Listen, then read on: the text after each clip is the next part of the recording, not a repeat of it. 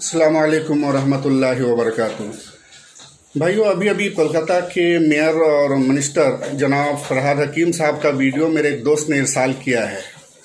उनकी वीडियो सुन करके उनकी बचकाना बात पर पहले तो हंसी आई और फिर हैरत भी हुई कि एक सूबा की वज़ीर आला भी क्या इतनी ज़िद्दी हो सकती हैं कि अपनी गलती का एतराफ़ करने की हिम्मत और जुर्रत उनमें नहीं है।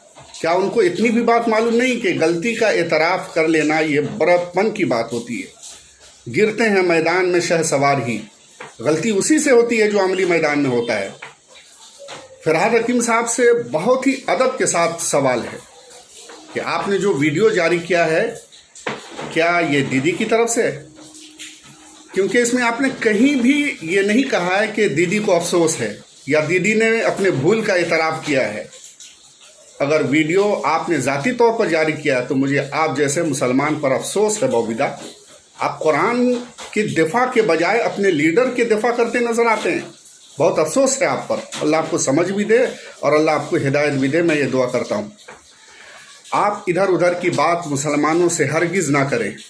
गोदी मीडिया और बीजेपी, योगी और मोदी का जिक्र करने की कहीं पर कोई ज़रूरत नहीं है। आपको और उन लोगों को जो ये समझते हैं कि मुसलमान किसी से डरता है, तो उनको समझ लेना चाहिए कि जो हकीकी मुसलमान है, जो असली मुसलमान है, वो फिरंगी ताकत से भी नहीं डरा तो किसी से और क्या डरेगा। डर की सियासत को छोड़िए हुजूर बबीदार, डर की सियासत को छोड़िए। वो लोग, उन लोगों में और आप लोगों में कोई फ़र्क नहीं है। वो लोगों को मुसलमानों का डर दिखा करके वोट हासिल कर रहे हैं और आपकी पार्टी डर दिखा रही है बीजेपी, मोदी और योगी का। दोनों डर की सियासत कर रहे हैं।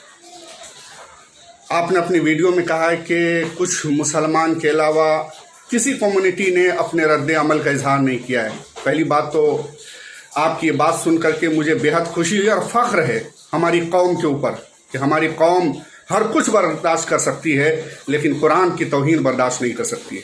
किसी कम्युनिटी की बात नहीं करता, उनका अपना मामला है। उनको बुरी लगे या ना लगे, उनकी अपनी मुक़द्दस किताब की तौहीन पर या उनकी मुक़द्दस शख्सियात की तौहीन पर, लेकिन हमें अपनी कौम पर फ़ख्र है। कि पहली बात तो आपने जो ये कहा है कि किसी और कम्युनिटी की तरफ से कोई रद्द अमल, कोई उसका रिएक्शन नहीं हुआ है, तो सिरे से आपकी ये बात ही गलत है। 24 मई को कोलकाता प्रेस क्लब में जो प्रेस कॉन्फ्रेंस हुआ था उसमें हिंदू कम्युनिटी के भी पेशवा मौजूद थे।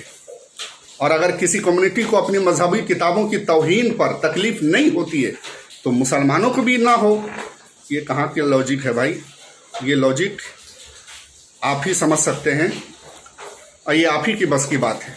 सीधी सी बात थी, एकदम सीधी सिंपल सी बात थी। ममता बनर्जी ने ये बयान दिया या नहीं दिया?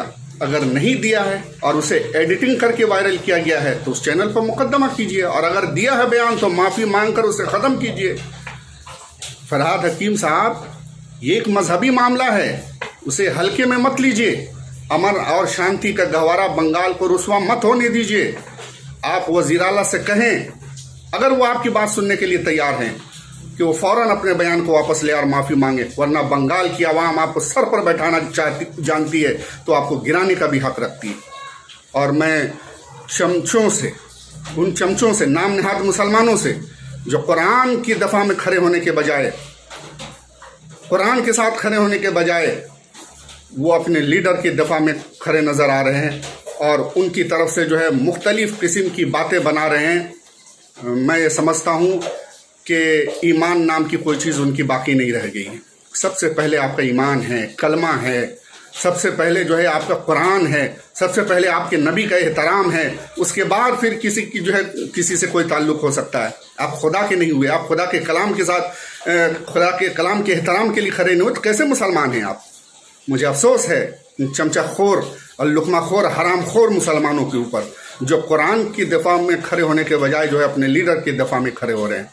अल्लाह इन सब को समझ अता फरमाए।